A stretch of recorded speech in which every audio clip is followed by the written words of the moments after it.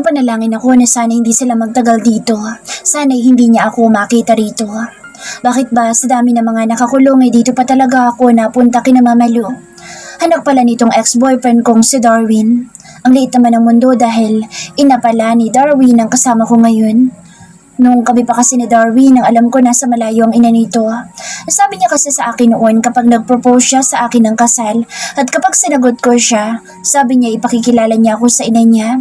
Naikwento niya rin noon sa akin na wala na ang ama niya. Nakita namin na lumabas si Alexander sa bahay at pinuntahan ng dalawa. Nakapag-shake hands ito kay Darwin at Jeffrey. Maya-maya pa'y seryoso ng usapan nila. Hindi namin naririnig kung ano iyon. Para kami mga daga na nasa puno na pinagkukublihan namin na para bang nag-aabang kung kailan aalis sa mga pusa para makalabas kami sa lungga namin. Matagal-tagal ang usapan ng tatlo sa labas. Maya-maya may dinukot sa bulsa si Darwin ng pantalon niya at nakita namin na may iniabot itong pera kay Alexander. Ilang sandali pa pumasok na sila sa sasakyan ni Jeffrey. Si Alexander naman ay naiwan at nag-wave pa ito sa dalawa. Nang umalis na ang sasakyan ni Jeffrey, para na akong nabunutan ng tinik sa dibdib nang hindi ko na matanaw ang sasakyan ni Jeffrey. Nakahinga kami ng malalim nila Ate Des at Mama Lu. Nang makaalis na sina Jeffrey at Darwin, pinuntahan kaagad kami ni Alexander. Parang nabunutan din ito ng tinik. Ano sabi ng kuya mo? Tanong agad ni Mama Lu kay Alexander. Binigyan po ako ng pera para pambayad po sa tuition ko at pambili ng project ko sa school. Saka nagsabi lang po ako na baka sakali pong pumunta kayo dito. Sabihin ko po sa inyo na tawagan niyo po siya. At baka raw po may kasama kayo isang babae. Ipagbigay alam ko raw po sa kanila. Lalo na kay Kuya Jeffrey. Lalo kong kinabahan sa sagot ni Alexander kay Mama Lu. Basta, huwag mo sasabihin na nandito kami, lalo na sa mga magulang mo. Bilin pa ni Mama Lu. Agad naman tumango sa Alexander kay Mama Lu. Ayoko na talagang bumalik sa kulungan. Mangiyak-ngiyak pang wika ni Ate Des. Huwag kayong mag-alala at hindi tayo babalik sa impyernong kulungang iyon. Nagkaroon ng pag-asa at panatag na kalooban sa Ate Des sa sinabing iyon ni Mama Lu. Sadyang napakaliit ng mundo namin ni Jeffrey. Natatakot ako at baka bumalik ulit sila sa lugar na ito. Mama Lu, baka po bumalik sila dito at baka makita po tayo. Kabado kong tanong kay Mama Lu. Kayo talaga masyadong nervyoso. Hindi na babalik yun dito. Busy ang mga iyon sa Holland. Saka hindi naman tayo susumbok sa pulis ng mga iyon. Pagpapalakas ng loob ni Mama Lu sa akin. Oo, si Darwin hindi. Paano si Jeffrey? Tsak ibabalik niya ako sa kulungang iyon. Bumalik kami sa bahay habang sa Alexander ay kinuha ang mga labahin namin. Habang nasa daan kami hindi pa rin mawala sa isip ko si Jeffrey.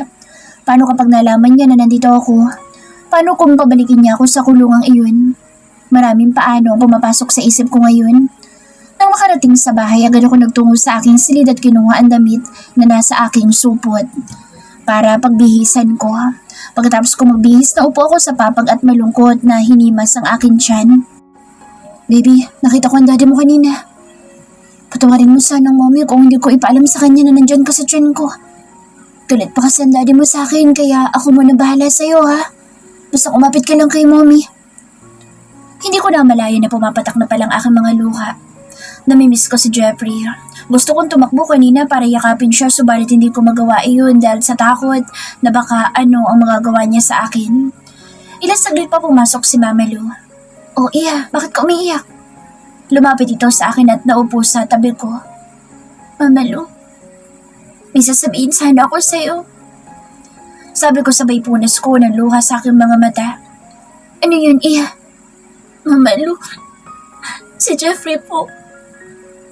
Si Jeffrey po nagpakulong sa akin. Natatakot ako na baka makita niya ako at baka kung anong gawin niya sa akin. Sinabi ko na ang totoo dahil ayoko maglihim sa kanya.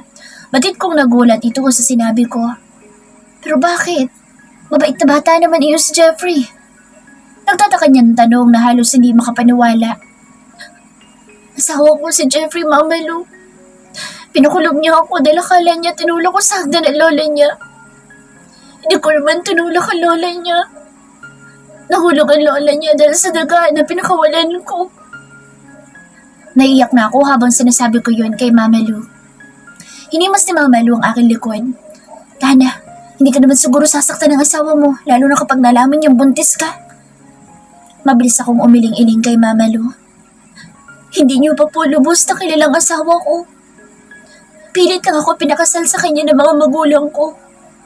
Ang totoo po, pinakasalan lang ako ng asawa ko dahil gusto niya makapagiganti sa daddy ko. Inagaw niya rin ako sa anak ninyo. Kay Darwin. Nagulat si Mama Lu sa huli kong sinabi.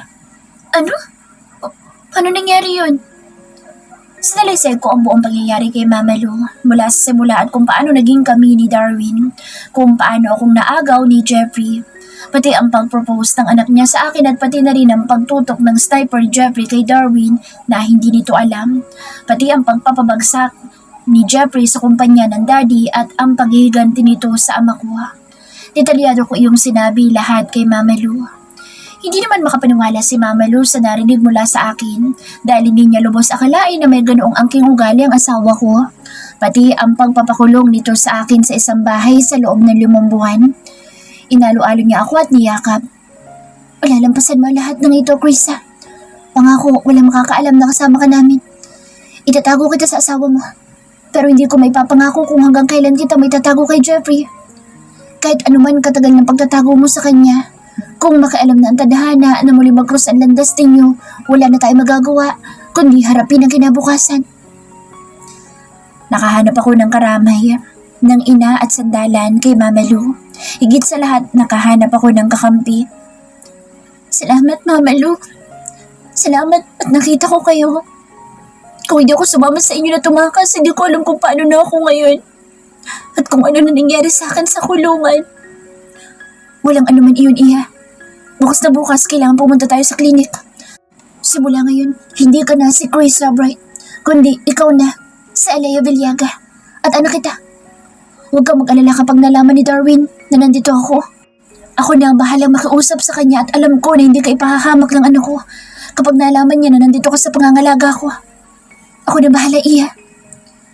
Natuwa ako sa sinabi ni Mama Lu na wala man sa akin na lahat pero binigyan naman ako ng Panginoon ng mababait na bago makakasama at karamay sa buhay. At ang malaking biyaya na ibinigay niya sa akin ay ang sanggol na dinadala ko ngayon sa aking sinapupunan. Kinabukasan, sinamahan ako ni Mama Lu sa isang klinik na malapit lang sa tinitirahan namin at tulad nga ng sinabi ni Mama Lu, Alea Villaga na ang pinalista niya sa pangalan ko. Nakatakip kami ng balabal sa ulo para hindi kami makilala kung sakaling may makakita man sa amin na kakilala namin. Natatakot ako na baka may makakilala sa akin. Maliit lang ang klinik at 3 lang kami na pasyente na narito. Nang tinawag na ang pangalan ko, sinamahan ako ni Mama Lu sa silid ng klinik. Pumasok kami at umupo sa upuan na kaharap sa isang midwife na nakaupo sa harapan ng mesa. May hawak siyang papel at ballpen. Kailan pa tumigil ang reglo mo, Iha? Tanong nito sa akin. Mga 3 buwan na yata akong hindi dinadatnan, ma'am. Hindi po ako sigurado. Nag-aalangan ko sagot sa kanya. Okay, bibigyan kita ng referral para makapagpa-ultrasound ka. Balik ka dito pagkatapos mo magpa-ultrasound. Anya at may ibinigay ito sa akin na isang papel. Bibigyan kita ng mga vitamins para sa inyo ng baby mo. Dugtong pa nitong sabi at may kinuha ito sa drawer ng mga vitamins. Inumin mo ito once a day. Ito namang isa, tuwing umaga lang. Sabay abot niya ng mga vitamins sa akin. Tumango lang ako at nagpasalamat sa kanya bago kami umalis ni Mama Lu. Sakay ng tricycle ay nagtungo kami ni Mama sa Demonda Clinic. Malayo ang bayan sa lugar na ito kaya mga maliliit lang na klinik ang nandoon. Makalipas ng 30 minutes, nakarating kami sa Demonda Clinic. Mabuti't walang ibang pasyente kundi ako lang. Sa labas pa lang ay binati na kami na isang naka-uniforme na babae. Good morning, pasok po kayo, ma'am. Pumasok kami ni Mama Lu at naupo sa bakanteng upuan. Magpapa-ultrasound sana ang ano ko. Gusto naming malaman kung ilang buwan na ba ang apo ko sa tiyan niya. Nakangiting wika ni Mama Lu sa nag-a-assist sa amin. Saglit lang at ihanda ko lang ang monitor. Mupo muna po kayo dyan. Anya sa katumalikod at pumasok ito sa isang silid. Maliit lang ang klinik na iyon at may mga laboratory din sila pero kahit maliit siya, malinis naman. Sadyang maliit lang ang populasyon sa lugar na ito dahil magkakalayo ang mga bahay at hindi dikit-dikit. Excited na ako makita ang apo ko. Ngiti pang sabi ni Mama Lu. Ay naku, salbahe talaga yung daddy mo, baby.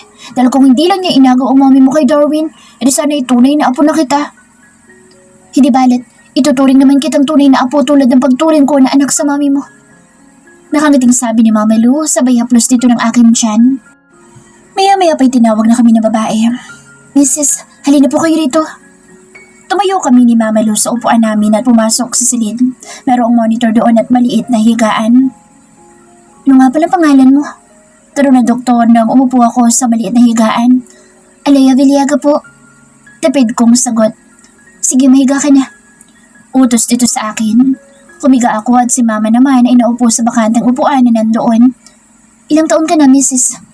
Tanong ng doktor sa akin na napagkamalan ko assistant kanina. Inaayos nito ang monitor at may kinuha ito na parang gel. 28 po. Tipid kong sagot. Ngumiti lang siya at iniangat ang damit ko sa kanya, ipinahid ang gel sa tiyan ko at saka inilapat niya sa tiyan ko ang maliit na bilog na bagay na iyon.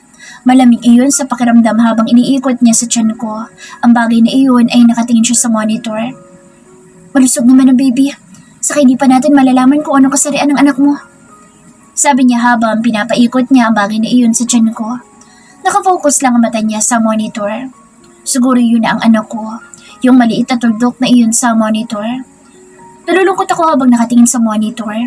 Ano kaya ang reaksyon ni Jeffrey ngayon kapag nalaman niya na magkakaanak na kami? Pinisil ni Mama Lu ang mga kamay ko. Feeling lola talaga ito. Siguro kung buhay lang si Mommy, ganito rin siguro magiging reaksyon niya kay Mama Lu. Okay, tapos na tayo. Gusto mo bang marinig ang tibok ng puso ng anak niyo, Mrs.? Tanong ng doktor. Agad akong tumango-tango. Sige po, Doc. Inilagay niya ang stethoscope at idinampi niya sa tiyan ko ang dulo noon. Napangiti ako nang marinig ang pintig ng puso ng anak ko. Kaya sarap pakinggan na sa unang pagkakataon narinig ko ang tibok ng puso nito. Napaluha ako na napatingin kay Mama Lu. Ngumiti ito sa akin at pinisil ang braso ko. Alam mo ba na ganyan din ang nadarama ko noon? Nung una kong marinig ang tibok ng puso ni Darwin. Ngumiti ako sa sinabi ni Mama Lu habang ginugunita ang nakaraan nang nasa sinapupunan niya pa ang dati kong nobyo. Okay na, Mrs. Maghintay muna kayo sa labas, ha? Ipiprint ko lang ang result. Bumangon na ako pagkatapos ako suriin ng doktor. Naghintay kami ni Mama Lu sa labas. Mama Lu, ganito palang pakiramdam kapag narinig mo ang tibok ng puso ng anak mo sa unang pagkakataon.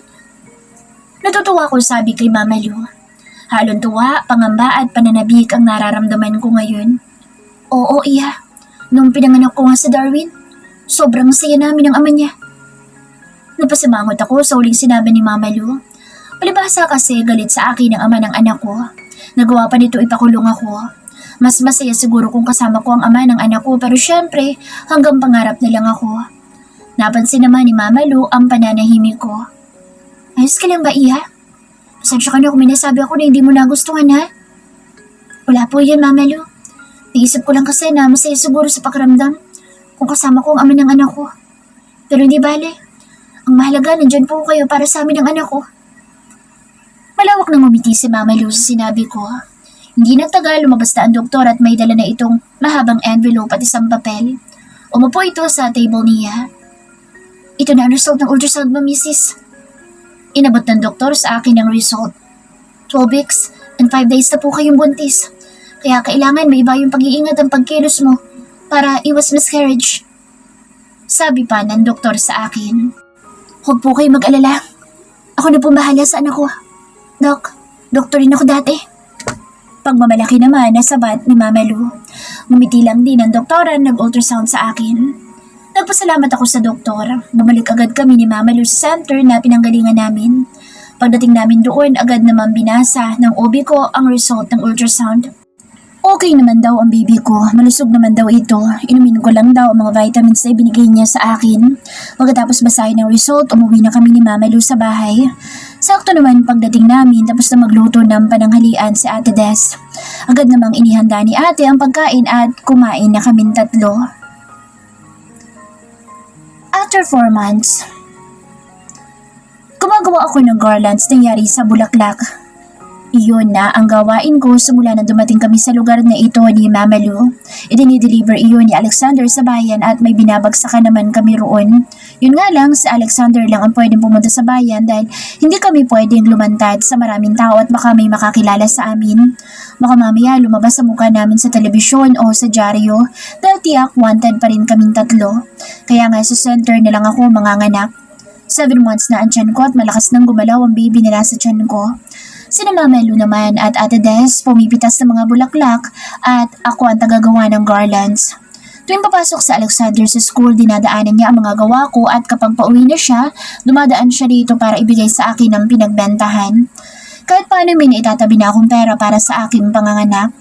Yun nga lang hindi ganoon kalakihan ang naipon ko kaya gusto ko kapag nanganak na ako ay mag-a-apply ako ng trabaho para may magamit ako para sa anak ko. Saka ako naharapin si Jeffrey kapag handa na akong humarap sa kanya at tanggapin kung ano man ang iparurusa niya sa akin. Sa ilang buwan naming pamamalagi sa lugar na ito, naging maayos naman ang pamumuhay namin tatlo. Nakakabenta kami ng mga gulay at prutas. Nakarami na ako sa paggawa ng garland at bukas ay padadala ko ulit iyon kay Alexander. Naubos ko na isang batya na puno ng mga bulaklak. Tumayo ako para mag-inat ng katawan. Paliyad-liyad ako lumabas ng bahay para maglakad-lakad sa labas upang lumanghap ng sariwang hangin. Maya-maya'y dumating naman ang dalawa, si Ate Des at Mama Lu. Puno ng mga bulaklak ang kanilang basket.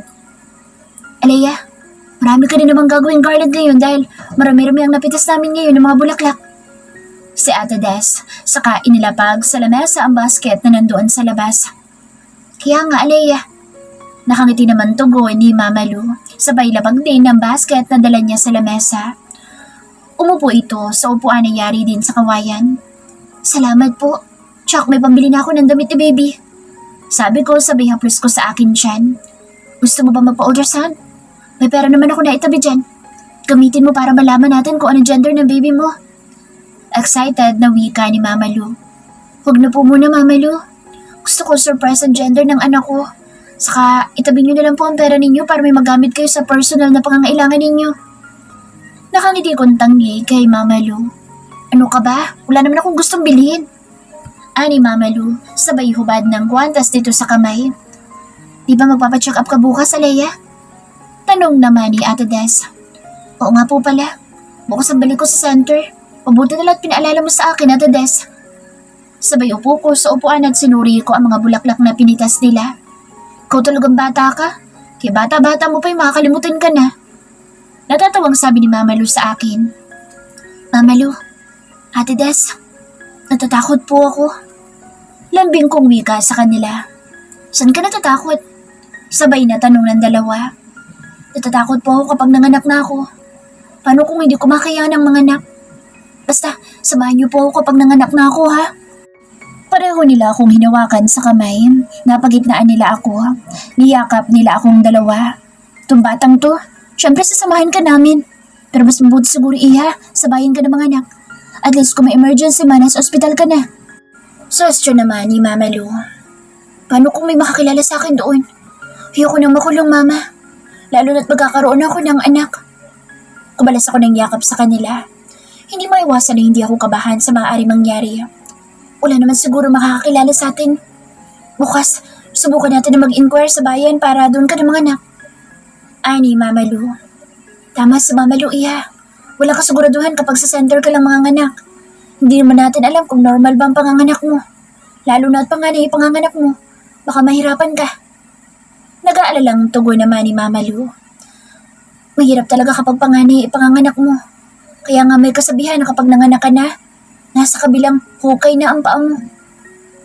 Lalo ako natakot sa sinabing iyon ni Mama Lu. Ang hirap palang manganak. Sana baby, huwag mong pahirapan ng mommy, ha? Yumuko ako at hinimas ang aking tiyan. Tapang hindi pa ako nang biglang sumipa ito sa tiyan ko. Yung dalawa naman ay napatingin sa akin. Sumipa po ang baby sa tiyan ko. Nakangiti ko sabi at ang dalawa naman agad na tumayo at tuwang-tuwa ang mga ito. Mukhang excited pa ang mga ito kaysa sa akin. Agad nilang hinawakan ang aking tiyan at pinakaramdaman ng pagsipa ng baby sa loob ng aking tiyan. Oh, gumalaw ulit siya! Natutuwang sabi ni Mama Lu. Excited na talaga kami na lumabas ang baby mo, Alea. Tunga naman na sabi ni Ate Des. Kapag lumabas na ang baby ko, kayo mag-aalaga sa kanya, ha? Pagbibiro ko sabi sa kanila. Oo naman. Siyempre, apo ko yata to. Nakangiting sabi ni Mama Lu at hinimas din na nakaumbok kong tiyan. Ngumiti ako sa tugon nila sa akin. Kayo mag-aalaga dahil maghahanap ako ng trabaho para sa ating apat. Natigil ang mga ngiti nila sa sinabi ko. Naku, Alea, paano ko makakapaghanap ng trabaho Wanted ka nga. Gusto mo bang bumalik sa kulungan? Napaisip ako sa sinabing iyon ni Ate Des. Hindi maiwasan na hindi ako mag-alala para sa amin tatlo. Madadagdagan na tayo ng miyembro ng pamilya kaya kailangan ko rin kumayod. Nakapagtapos naman ako ng college bilang isang business management kaya pwede naman ako siguro mag-apply bilang secretary. Napabuntong hininga ako sa naisip kong trabaho. Alam ko naman na malabong iniisip kong trabaho dahil sa sitwasyon namin. Ay naku, Alea, tumigil ka dyan. Sapat naman ang kinikita natin sa prudasan at gulayan. Mami, may makakita pa sa'yo at ituro ka pa sa asawa mo. Ikaw din. May mga garlands ka namang ginagawa. Wika ni Mama Lu sabay haplos sa aking buhok. Tama si Mama Lu, Alea. Mabuti pa bantayan mo na lang ang baby mo kaysa mag-apply ka ng secretary. Tura naman ni Ate Des. Kibit balikat na lang ako sa dalawa. May laban ba ako sa dalawang matandang ito? Nasa isip ko pa lang naman ang planong iyon pero alam ko naman na suntok yun sa buwan. Bigla ako napasimangot at naisip ko na naman ang asawa ko na wala nang ginawa sa buhay ko kundi ang pahirapan ako. Masaya na siguro ito ngayon dahil naisasakatuparan niya na ang paghihiganti niya sa ama ko. Bigla ko namang naalala si Daddy. Kumusta na kaya siya ngayon? Maayos na ba siya? Nakauwi na kaya siya o may ginagawa na namang masama si Jeffrey sa kanya? Napansin naman ng dalawa ang bigla kong pananahimik. Bakit ka malungkot, Alea? Naalala mo na naman ba ang asawa mo na siya dahilan ng paghihirap mo ngayon? Malungkot na tanong ni Ate Des sa akin. Hindi na rin lingid sa mga ito ang buong pangyayari sa buhay ko. Hindi po. Naalala ko lang ang daddy ko. Kumusta kaya siya ngayon? Gusto ko sanang alamin kung kumusta na siya. Kung nakauwi na ba siya galing sa Amerika. Naluluha ko sabi sa kanila. Wala ka bang contact number ng daddy mo? Tanong ni Mama Lu habang pinipili niya ang magagandang petals ng bulaklak sa batya. Hindi ko po matandaan ang number ni Daddy. Nasa cellphone ko number niya. Sagot ko kay Mama Lu. Saka na natin alamin kung nasaan ang Daddy mo pagkatapos mo mga anak. Wika ni Mama habang abala sila ni Ate Des sa pagpili ng magagandang petals. Lumipas ang buong araw, masaya naman at payapa ang buong araw namin tatlo. Nasanay akong mamuhay dito sa probinsya. Natuto ako mananim ng mga bulaklak at mga gulay. Kahit ayaw nila Mama Lu at Ate Des na tumulong ako sa pagtatanim ng gulay ay wala silang nagagawa dahil nagtatanim pa rin ako. May alaga din kami manok at aso na si Bantayog. Dinala ito ni Alexander no 1 buwan pa lang kami sa lugar na ito para raw may bantay kami at hindi basta-basta lumapit ang kung sino mang tao na pupunta sa bahay. Kinabukasan nagtungo kami ni Mama Lu sa center para sa follow-up check-up ko.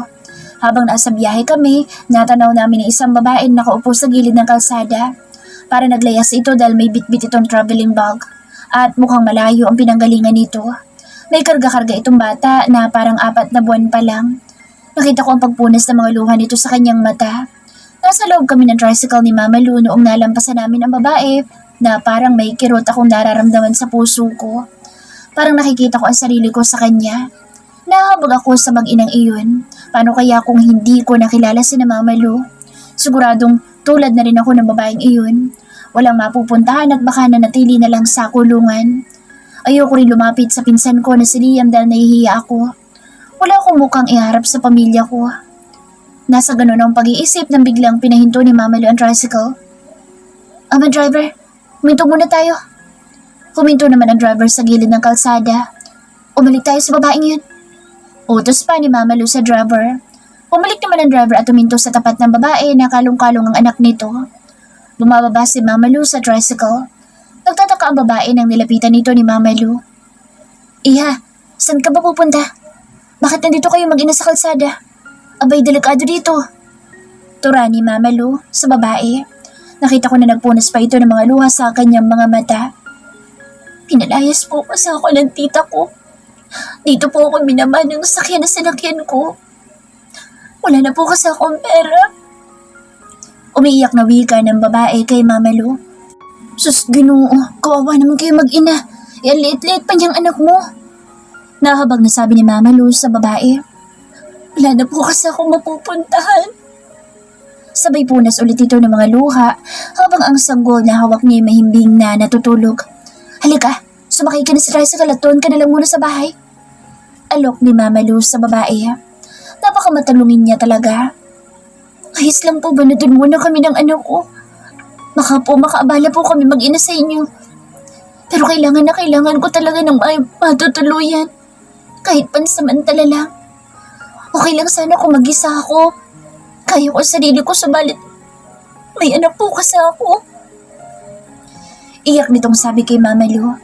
Tinulungan siya ni Mama Lu na makatayo. Ayos lang, Iha. Tara na, sumakay na tayo. Diyan ka na sa loob ng tricycle, doon ako sa driver tatabi. Binuhat ni Mama Lu ang traveling bag na dala ng babae at inilagay niya iyon sa bubong ng tricycle. Umusod ako upang makaupo siya ng maayos. Ngumiti lang ako sa kanya habang siya'y tipid lang din na ngumiti sa akin. Si Mama Lu naman ay tumabi na sa driver. Iha, papacheck up muna ako ng anak ko ha. Saka tayo uuwi sa bahay. Sabi pa ni Mama Lu sa babae. Tango lang itinugon ng babae kay Mama Lu. Saan kayo galing? Nakangiti kong tanong sa babae. Siyempre makikiusyoso din muna ako. Gusto kong alamin kung taga saan siya at anong pangalan niya. Bakit hindi niya kasama ang ama ng anak niya? Sa Constabilia po ako galing, sa kabilang bayan. Sagot dito habang nakahiga ang anak nito sa mga bisig niya. Ako nga pala si Alea. Ikaw, ano pangalan mo? Tanong ko. Ako si Hana at ito naman ang baby ko, si Angelo. Sabay halik dito sa pisngi ng kanyang anak. Ang cute naman ng baby mo. Ngumiti lang ito sa akin. Hindi na ako nag-usisa pa habang tumatakbo ng tricycle. Baka kasi isipin naman niya na masyado na akong palatanong. Saka ko na lang siya uusisain pagdating namin mamaya sa bahay. Pagdating namin sa klinik, naghingi ako ng referral na kung saang ospital ako pwedeng manganak. Binigyan naman ako ng referral ng center. Agad kaming nagtungo sa bayan pagkatapos akong bigyan ng referral. Nakatakip ako ng balabal sa ulo at nakashade para hindi ako makilala kung sino man na makakasalubong ko na kilala ako. Mahirap na at baka pinaghahanap na ako ng kapulisan, lalo na ng asawa ko. Todo ingat talaga kami. Sinamahan ako ni Mama Lu sa loob ng ospital at hinanap namin si Dr. Villanueva. Siya magiging OB-GYN ko. Si Hana naman, naiwan sa tricycle na inupahan ni Mama Lu. May anak kasi siya kaya maigi na doon muna sila ng bata. Pagdating namin, pinapasok niya na ako at sinuri ang tiyan ko. In-ultrasound niya na rin ako para malaman kung maayos ba ang posisyon ng bata at kung ano ang magiging anak ko. Tuwan-tuwa si Mama Lu nang malaman na babae ang magiging anak ko dahil may tatalian na raw siya ng buhok. Mga lalaki kasi ang pamangkin niya at lalaki din ang anak niyang si Darwin na ex-boyfriend ko. Magaling talagang maglaro ang tadhana dahil ang kumupkup pa sa akin ay ang ina ng ex-boyfriend kong si Darwin. Kung si Darwin siguro ang nakatuluyan ko, marahil hindi ganito ang buhay ko. Hindi ko siguro maranasan ang makulong. Siguro masaya pa rin kami na magkasama ni Darwin ngayon. Kung hindi lang sana dumating si Jeffrey sa buhay ko, marahil masaya pa rin kami ni Darwin ngayon. Umuwi na kami pagkatapos naming malaman kung ano magiging anak ko. Pasado 1:00 na ng hapon kami nakarating sa bahay kaya nagugutom na kami. Bumaba si Mama Lu, dala-dala ang gamit ni Hana. Saka bumaba na rin ako at sumunod naman si Hana na karga-karga ang sanggol na dilat ang mga mata. Ang cute talaga ng bata. Ang sarap isilin ang mukha nito at malusog pa ang katawan. Halika na. Nakangiti kong yaya sa kanya at bumaba na kami ng tricycle. Pagpasansyahan mo na itong bahay namin. Wika ko pa nang makapasok kami sa bakuran. Okay lang po yun. Ako nga po dapat humingi ng pasensya dahil naabala ko pa kayo. Nahihiya nitong sabi. Wala yun. Kesa naman magiging palaboy kayo sa labas ng cute na batang ito. Wika ko sabay hawak ng isa kong daliri sa maliit na kamay ng sanggol. Pumasok na kami sa loob ng bahay. Si Ate Des naman nagtataka nang makita si Hana. Oh, may kasama pala kayo. Si Hana pala, Daisy, at anak niya. Pakilala ni Mama Lu kay Hana habang nakaupo na ito sa upuan na yari sa kawayan. Nagpagawa si Mama Lu ng upuan namin para sa sala at lamesa para sa kainan namin. Naawa din kasi ang mga ito sa akin dahil malaki na nga ang tiyan ko kaya hirap na akong umupo sa lapag. Masipag naman na bata sa Alexander at graduating na ito sa kurso niyang engineer. Magandang hapon po. Bati naman ni Hana kay Ate Des at tipid lang itong umiti. Maupo ka muna, Iha. Utos ni Mama Lu kay Hana. Tumayo si Mama Lu at kinuha ang bata. Pakarga nga niya sa batang yan. Binigay naman ni Hana ang bata kay Mama Lu. Naku, ang pogi-pogi naman ng batang ito. Sabay, kulit niya sa bata.